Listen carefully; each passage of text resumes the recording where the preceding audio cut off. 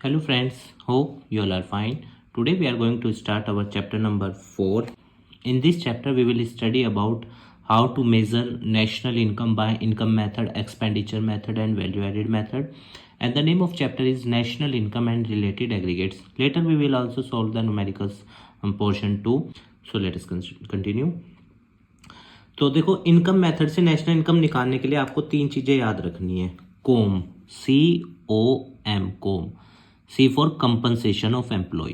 Basically compensation of employ होता क्या है, जो एक एम्प्लॉय को उसका एम्प्लॉयर देता है। जैसे क्या क्या मिलता है एक एम्प्लॉय को उसके मालिक से, वेजेज और सैलरी, बोनस देता है मालिक, एम्प्लॉयर स्कीम, एम्प्लॉयर ने कोई स्कीम कराई हो मालिक के लिए, अदर अलाउंस या वेजेस इन काइंड जो मालिक देता है। एक क्वेश्चन आता है कंफ्यूज करने के लिए कि एम्प्लॉय ने अपनी कोई स्कीम मतलब कराई, वो मत लेना क्योंकि वो मालिक से नहीं मिला। अगर एम्प्लॉयर लिखा हुआ है वर्ड ये है तब उसको लेना क्योंकि वो मालिक से मिला है, एम्प्लॉयर। तो कंपनसेशन ऑफ एम्प्लॉय अगर क्वेश्चन में दे रखा है और ये सब भी दे रखा है तो आप इन्हें नहीं लोगे, आप सिर्फ इसको लोगे क्योंकि वो पहले ही कैलकुलेट है। पर अगर नहीं दे रखा तो इन सब से कैलकुलेट करोगे। ओ से ऑपरेटिंग सरप्लस। ऑपरेटिंग सरप्लस मतलब जो बिजनेस को चलाने के लिए चीज़ें चाहिए। रेंट, इसमें आप एक वर्ड याद रखोगे RRIP, रिप, ठीक है। Rent, royalty, interest, profit. RRIP आपको क्लियर है, रेंट, रॉयल्टी, इंटरेस्ट, प्रॉफिट। अब कई बार ना क्वेश्चन में प्रॉफिट भी नहीं दे के रखता, तो ये मैं आपको आगे बताऊंगा कैसे निकलता है। इस साल के बोर्ड एग्जाम में क्वेश्चन था कि ऑपरेटिंग सरप्लस के 3 कंपोनेंट एक्सप्लेन करो, तो यही करने थे। जो तीसरी चीज है वो है मिक्स्ड इनकम।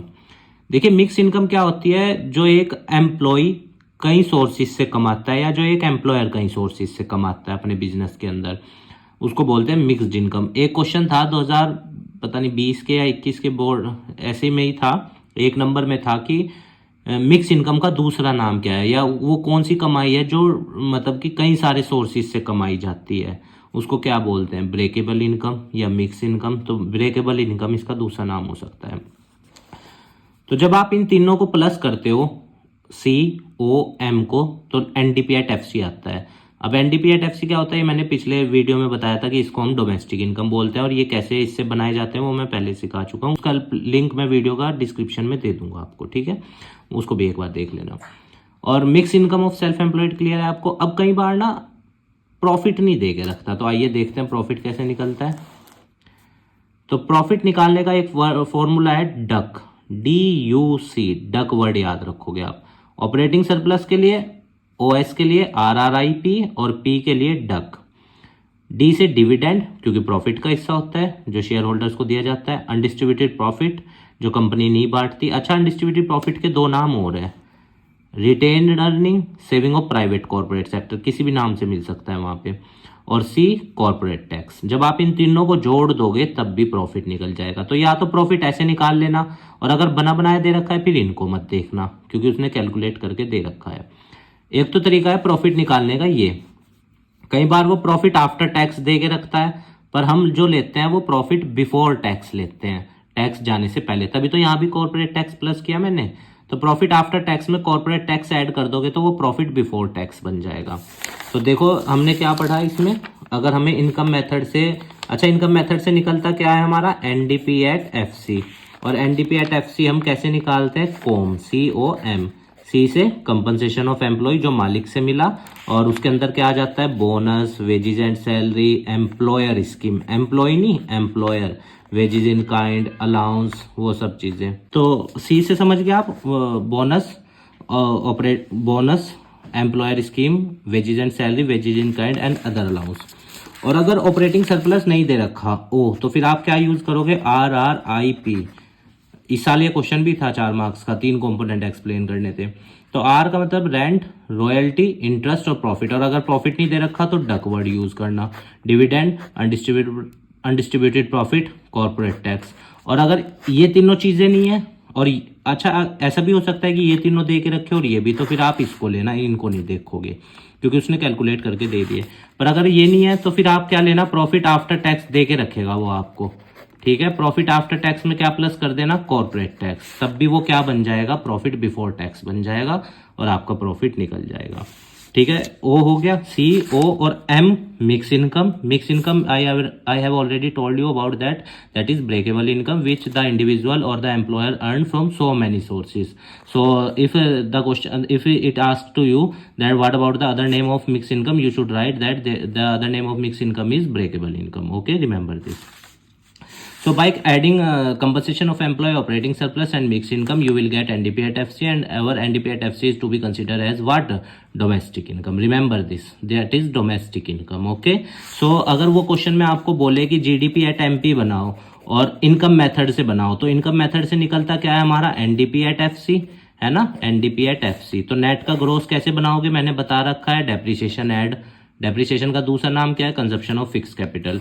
डोमेस्टिक सेम है, डी है, पी भी सेम है। अच्छा, फैक्टर कॉस्ट से मार्केट प्राइस पे जाना है, और मार्केट प्राइस पे जाते वक्त लागत में हम क्या जोड़ते हैं? NIT।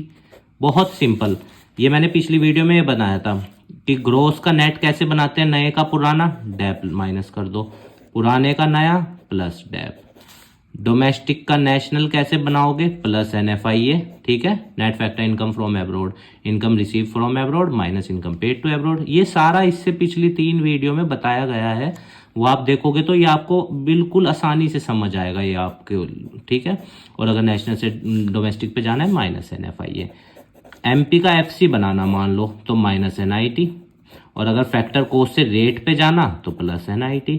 और NIT कैसे निकलता है अगर नहीं दे रखा है? IT minus subsidy. This is our first method of calculating national income. Now we are moving toward the second one. So the second one is our expenditure method. In this method, we will see about the expenditure of various sectors of our economy, like government or private sector or others. So here I am going to tell you about that. सबसे पहले हम खर्चा किसका लेते हैं? Government का. जो भी देश में सरकार आप लोगों के लिए खर्चा करती है वो गवर्नमेंट का खर्चा है.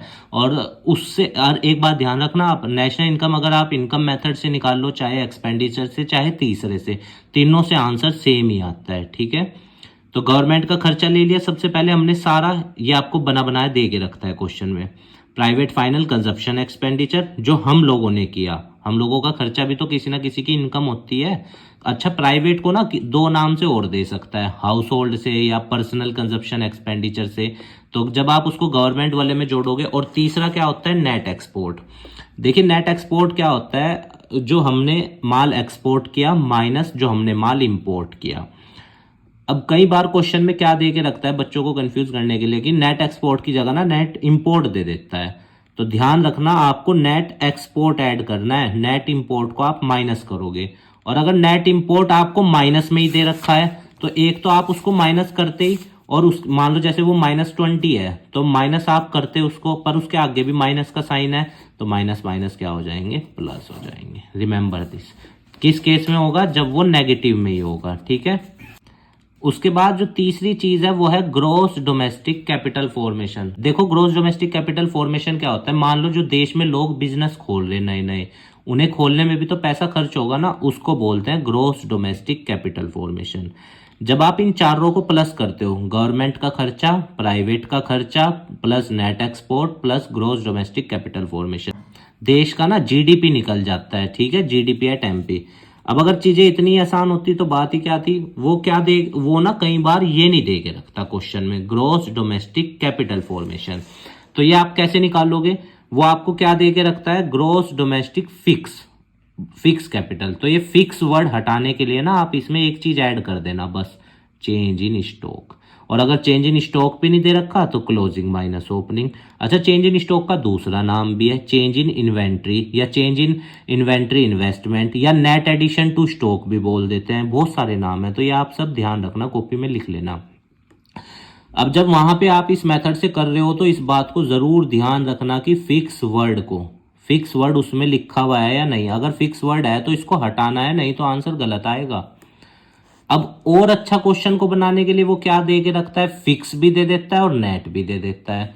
चलो फिक्स वर्ड को तो तुम चेंज इन स्टॉक ऐड करके हटा लोगे, पर नेट का भी तो ग्रोस बनाना है, क्योंकि हम कैपिटल जो इन्वेस्टमेंट हुई है उसकी नई कीमत ले रहे हैं. तो नेट का ग्रोस कैसे बनाओगे? एक चीज और ऐड हो जाएगी, डेप्रिसिएशन. और अगर डेप्रिसिएशन का दूसरे नाम से भी ढूंढ लेना उसे, कि अगर वो नहीं दे रखा, कंजप्शन ऑफ फिक्स कैपिटल. और अगर डेप्रिसिएशन नहीं दे रखा तो नई कीमत और पुरानी से निकाल लेना। एक क्वेश्चन बुक में संदीप गर्ग की है ऐसा जिसमें उसने निकलवा रखा है नई कीमत माइनस पुरानी कीमत करके, तो उसको भी कर लेना प्रैक्टिस, ठीक है। अच्छा, ये मैंने नेट इंपोर्ट वाला पॉइंट यहाँ भी लिख रखा है कि अगर नेट इंपोर्ट दे रखा है तो आप उसे माइनस करोगे और अगर वो माइनस में है तो आप उसे प्लस करोगे। तो हमने इस वाले में क्या पढ़ा सेकंड मेथड में, सबसे पहले किसका खर्चा, गवर्नमेंट का खर्चा प्लस प्राइवेट का खर्चा, प्राइवेट के दो नाम और हैं पर्सनल और house hold, plus net export. और अगर नेट एक्सपोर्ट नहीं दे रखा तो कैसे निकाल लोगे, एक्सपोर्ट माइनस इंपोर्ट करके, ठीक है। ये नेट एक्सपोर्ट तो ऐड करते हैं हम, पर अगर नेट इंपोर्ट दे रखा होगा उसने तो उसे क्या करोगे माइनस, और अगर वो माइनस में ही हुआ तो माइनस माइनस प्लस कर देना। और जो फोर्थ है वो क्या है, ग्रोस डोमेस्टिक कैपिटल फॉर्मेशन, ठीक है। पर ये आपको कई बार जब इन चारों को जोड़ दोगे तो क्या आ जाएगा, देश का जीडीपी आ जाएगा। इससे बना देना जो भी वो तुम्हें क्वेश्चन में कहे बनाने को, चाहे नेशनल इनकम कहे या डोमेस्टिक इनकम कहे, कुछ भी इससे बना देना। अच्छा, कई बार कंफ्यूज करने के लिए तुम्हें वो यहाँ कौन सा वर्ड डाल के दे देगा, फिक्स वर्ड। तो फिक्स वर्ड को कैसे हटाओगे, एक चीज ध्यान रखनी है, मैंने अभी भी बताई, चेंज इन स्टॉक। और चेंज इन स्टॉक नहीं है तो क्लोजिंग माइनस ओपनिंग, इसके दूसरे नाम से भी इसे ढूंढ लेना। और अगर यहाँ पे नेट वर्ड का भी मेन ध्यान रखना है कि नेट वर्ड तो नहीं दे रखा कहीं पे, तो चेंज फिक्स वर्ड तो तुम चेंज इन स्टॉक से हटा लोगे। और नेट का ग्रोस कैसे बनाओगे, फिर तुम्हें एक चीज और ऐड करनी पड़ेगी, दैट इज डेप्रिसिएशन, ठीक है। समझ आया आपको दूसरा मेथड। गलती बिल्कुल नहीं करनी है, बड़े ध्यान से हमने ये एनआई का क्वेश्चन करना है, क्योंकि इस बार उसने बोर्ड में अपना चैप्टर नंबर 8 से न्यूमेरिकल दे रखा था, तो मोस्ट प्रोबेबल उम्मीद है कि इस बार चैप्टर नंबर 4 से दे दे। पर हम चैप्टर 8 के भी करेंगे जब उस पर पहुंचेंगे, पर प्रोबेबिलिटी इसकी भी है, तो इनकी आप प्रैक्टिस ज़्यादा करना। संदीप गर्ग के बुक में जो नया एडिशन है 90 के आसपास हैं, सारे कर देना जितने भी हो जाएं। और अगर डाउट है आपको किसी में भी तो उसमें कमेंट बॉक्स में उसका क्वेश्चन नंबर बता देना, मैं आपका उसको सॉल्यूशन करके भेज दूंगा, ठीक है।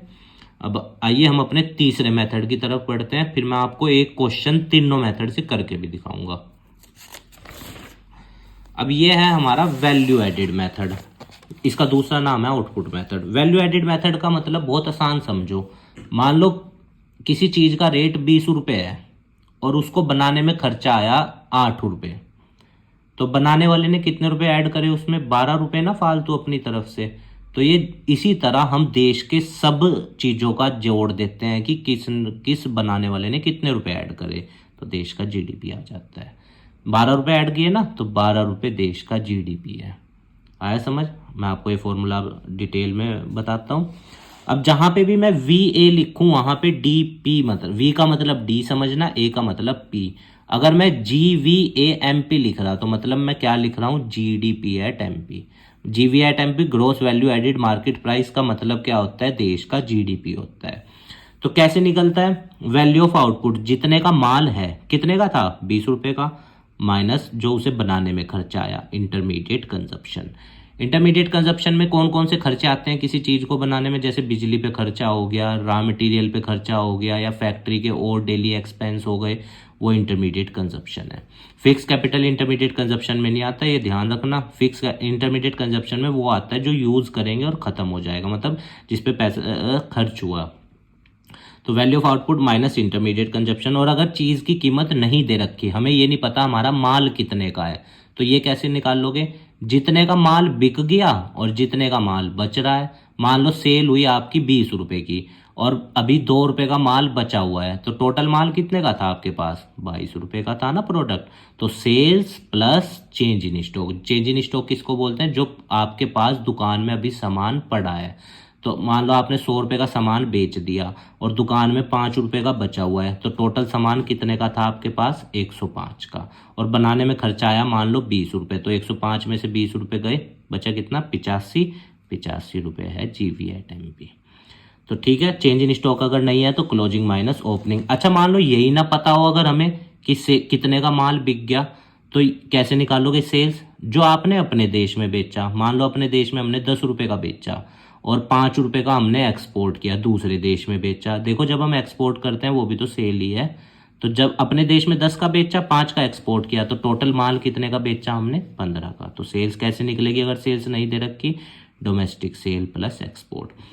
कई बार वो क्वेश्चन में क्या दे के रखता है तुम्हें, सेल्स को ना यूनिट में दे देता है।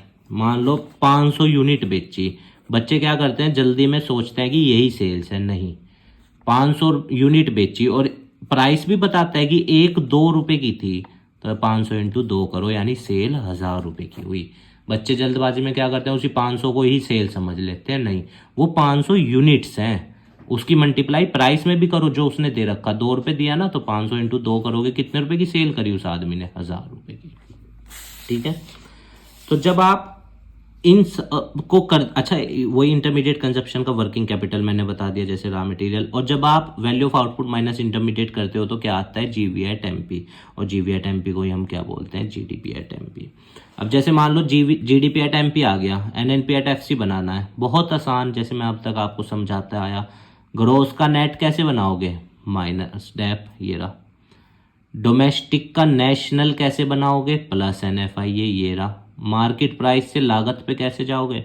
को माइनस एनआईटी। और अगर एनआईटी नहीं दे रखा, हमें ये नहीं पता कि कितना टैक्स लगा, तो जितना टैक्स लगा, मान लो 10 रुपये टैक्स लगा, और माइनस कर दो जितनी गवर्नमेंट ने छूट दी, 2 रुपये की छूट दी, तो टैक्स कितना लगा तुम पे? 8 रुपये ना, दैट इज एनआईटी। बहुत ही आसान क्वेश्चंस हैं, अगर तुम करोगे तो देखो कुछ भी इस दुनिया में असंभव नहीं है। अब मैं तुमको ये दोबारा से समझाता हूँ, देखो वैल्यू एडेड वाला। तो जीवी एट एमपी लिख रहा हूँ अगर मैं, तो इसका मतलब क्या है? GDP at MP. वी का मतलब डी, ए का मतलब पी। तो GV at MP is equal to value of output, जितने का माल है, ठीक है, मतलब प्रोडक्ट है, माइनस इंटरमीडिएट कंजप्शन, जो उसको बनाने में खर्चा आया। ठीक है, और वैल्यू ऑफ आउटपुट अगर नहीं दे रखा, कि हमें ये नहीं पता हमारे पास टोटल आउटपुट कितने रुपए का है, तो कैसे निकाल लोगे? सेल्स, जितने का माल बिक गया, प्लस जितने का बचा हुआ है, चेंज इन स्टॉक। और अगर चेंज इन स्टॉक भी नहीं है तो क्लोजिंग माइनस ओपनिंग कर देना। और अगर सेल्स भी नहीं है तो अपने देश में देखो कितने का बेचा, डोमेस्टिक सेल प्लस एक्सपोर्ट। आया समझ में आपको? इससे जीडीपी एट एमपी आ जाएगा। और मान लो अगर वो कहे कि एनडीपी एट एफसी बनाओ, और आपका क्या निकला? जीडीपी एट एमपी, तो ग्रोस का नेट कैसे बनाओगे? Minus dep, domestic same, P भी सेम, एमपी का एफसी कैसे बनाओगे? Minus NIT. ये मैं आपको तीसरे चैप्टर में बताए थे। तो देखो कुछ भी हार्ड नहीं है, तीनों फॉर्मूले कितने आसान हैं। अब मेन जो चीज़ होती है वो होती है प्रैक्टिस। अगर आप प्रैक्टिस करोगे तो कुछ भी मुश्किल नहीं है, और जितने क्वेश्चंस की प्रैक्टिस करोगे उतने ही आपका काम आसान हो जाएगा। क्योंकि देखिए, जो इंसान जितनी ज़्यादा प्रैक्टिस करता है ना किसी चीज़ की, वो उतना ही परफेक्ट बनता चला जाता है उस चीज़ में, है ना। तो ऐसे समझ लो जैसे हीरे को जितना तराशा जाता है वो उतना अच्छा हो जाता है, तो सेम आप भी यही है। तो प्रैक्टिस ही होती है एक इंसान की जो उसको दूसरे से बेहतर बनाती है। अब मैं आपको एक क्वेश्चन करके दिखा देता हूँ बुक का, कोई सा भी क्वेश्चन, चाहे आप ही मेरे को बता देना कमेंट बॉक्स में कि ये क्वेश्चन करना है, कोई भी हार्ड नहीं है, ठीक है ना। आइए देखते हैं। अच्छा, उससे पहले ना मैं आपको थोड़ा सा और भी बता दूं, जीडीपी डिफ्लेटर एक रह गया। जीडीपी डिफ्लेटर क्या होता है?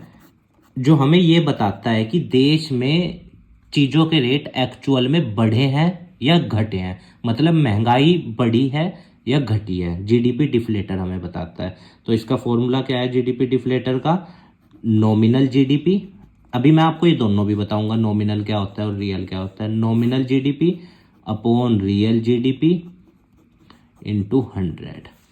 ठीक है, अब देखो रियल जीडीपी क्या होता है। जीडीपी डिफ्लेटर मैंने अभी आपको बताया क्या बताता है हमें, कि देश में महंगाई बढ़ी है या घटी है। अब रियल जीडीपी क्या होता है? रियल जीडीपी होता है, मान लो जैसे आज कोई चीज 100 रुपए की है, तो उसका बेस ईयर में वो कितने की थी। पहले हमारे यहाँ बेस ईयर 2005 होता था, अब 2011 है। 2011 में उस चीज का रेट क्या था और आज क्या है, तो ये हमें रियल जीडीपी बताता है। और नॉमिनल जीडीपी हमें क्या बताता है कि आज क्या रेट है और पिछले साल क्या था करंट प्राइस पे, और रियल जीडीपी कांस्टेंट पे। समझ आया नॉमिनल आपको कि पिछले साल क्या रेट था और इस साल क्या है, और रियल बेस ईयर में क्या था और आज क्या है। ये तीन चीज़ें थी, वो बहुत इंपॉर्टेंट थी। जीडीपी डिफ्लेटर पूछ सकता है nominal upon real into 100, and GDP deflator help us to understand about the fluctuation in the GDP of the country. So let us continue a question. तो आइए, तो देखो ये क्वेश्चन है, इसको करते हैं। अब सबसे पहले तो तुम्हें बोर्ड में ये ध्यान रखना है कि ऊपर क्या बोल रहा है वो। जैसे उसने जीडीपी एट एमपी बोल रहा है इनकम मेथड से, और नेशनल इनकम बोल रहा है एक्सपेंडिचर से, यानी ये अलग हो गया। उसने एनएनपी एट एफसी किससे बोल रहा है आपको, नेशनल एक्सपेंडिचर मेथड से, और जीडीपी एट एमपी इनकम से। तो देखो इनकम से हमारा उसने कहा क्या है, जीडीपी एट एमपी, और इनकम से हमारा निकल के क्या आता है, एनडीपी एट एफसी, है ना। तो नेट का ग्रोस कैसे बनाओगे, प्लस डेप, डोमेस्टिक सेम है, पीबी सेम है, एफसी का एमपी कैसे बनाओगे, प्लस एनआईटी। अब एनडीपी एट एफसी निकालते हैं। एनडीपी एट एफसी निकालने के लिए हम क्या यूज करेंगे, COM, कोम। तो कंपनसेशन ऑफ एम्प्लॉय, यहाँ आपका काम आसान हो गया, बना बनाया है 13,000, प्लस ओ ऑपरेटिंग सरप्लस, तीन तो ये रहे, इंटरेस्ट रेंट और प्रॉफिट 5,000। अब ये देखना है रॉयल्टी भी है क्या अलग से, क्योंकि रॉयल्टी भी हम लेते हैं ना, RRIP बताया था मैंने, तो इसमें रॉयल्टी नहीं है, तो रॉयल्टी रहने देंगे। मिक्स इनकम, M कहाँ पे है, ये भी बना बनाया है 16,000 रुपये।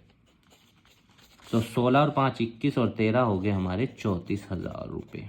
हमारा आया क्या, NDP एट FC, प्लस डेप्रिसिएशन। डेप्रिसिएशन कहाँ है हमारा, कंजप्शन ऑफ फिक्स कैपिटल, या डेप्रिसिएशन के नाम से ये रहा, कंजप्शन ऑफ फिक्स कैपिटल 2200 रुपये है हमारा dep, plus NIT, IT minus subsidy, subsidy 300, और IT कहाँ है, ये रहा 3700। तो 3700 टैक्स लगा, 300 की छूट मिली, यानी 3400 रुपये टैक्स लगा। और 3400 और 2200 कितने हो गए, 5600, और 5600 को जब आप 34,000 में जोड़ोगे तो क्या आएगा, 34 और 5 39,600 आपका आंसर। देखो यही आ रहा होगा जीडीपी एट एमपी। बहुत आसान है। इन एक्सपेंडिचर मेथड से करें अब एनएनपी एट एफसी, और एक्सपेंडिचर मेथड से आता क्या है हमारा, जीडीपी एट एमपी। तो आइए फॉर्मूला बनाते हैं, ग्रोस का नेट माइनस डेप, डोमेस्टिक का नेशनल प्लस NFIA, और एमपी का FC माइनस NIT। अब देखो हम यहाँ पे एक चीज़ कर सकते हैं, जीडीपी एट एमपी हम ये वाला भी ले सकते हैं, पर हम इसे नहीं लेंगे, हम उन्हीं चारों चीज़ों से निकाल लेंगे अपना, क्योंकि हमने पढ़ी हैं जब। तो गवर्नमेंट का खर्चा 3,600, ठीक है, प्लस प्राइवेट का खर्चा ये रहा 27,000, प्लस नेट एक्सपोर्ट। तो नेट एक्सपोर्ट कितना है, एक्सपोर्ट 1700 का है और इंपोर्ट 1800 का है, तो हमारा इंपोर्ट ज़्यादा है ना, तो माइनस के 100, plus gross domestic capital formation. अच्छा देखो यहाँ फिक्स वर्ड है, फिक्स वर्ड हटाना पड़ेगा, मैंने बताया था ना फिक्स वर्ड हटाएंगे हम। तो 8100 तो ये हो गया हमारा, प्लस फिक्स वर्ड कैसे हटाओगे, चेंज इन स्टॉक कितना है 1,000 रुपये, ये भी लोगे, क्योंकि हम करंट कैपिटल लेते हैं ना। तो करते हैं, इन चारों को जोड़ दें, 27,000 और 3600, 30,600, 30,500, सो जाएगा 30,500 और 38,600, 38,600, 39,600। देखो आया ना जीडीपी सेम, पर हमें या ऐसे उसको करके दिखाना बोर्ड में, उसी को मत उठा के रख देना। अब माइनस डेप, डेप कितना है फॉर्मूले के हिसाब से 2200 रुपये, करते हैं 2200 रुपये लेस, और NFIA ऐड करना है हमने, क्योंकि डेप तो माइनस करना है, और NFIA ऐड, NFIA कितना है, net factor income from abroad minus के 250, तो माइनस का साइन लगाओगे, यानी ये भी माइनस ही होंगे, ठीक है, माइनस NIT कितना है हमारा 3700 में से 300 गए 3400, तो यानी ये सारे ही नेगेटिव के हैं।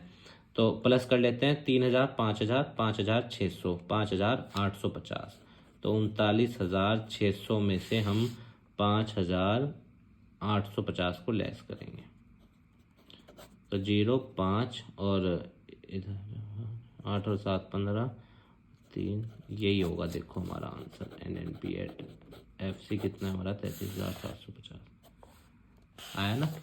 तो कुछ भी हार्ड नहीं है, देखा कितना आसानी से हमने ये कर दिया। हर चीज़ बस प्रैक्टिस मांगती है, तो आप भी कीजिएगा तो आपको भी ये बहुत आसान लगेंगे। तीसरा मेथड भी ऐसा ही है, ठीक है। तो उम्मीद है गाइज आप इसी तरह मेहनत करते रहेंगे, खूब लाइफ में आगे बढ़ो, अपने लिए इस समाज में अपना अस्तित्व स्थापित करो, और अपने पेरेंट्स को और अपने टीचर्स को सबको प्राउड फील कराओ, ठीक है स्टूडेंट, स्वस्थ रहिए, धन्यवाद।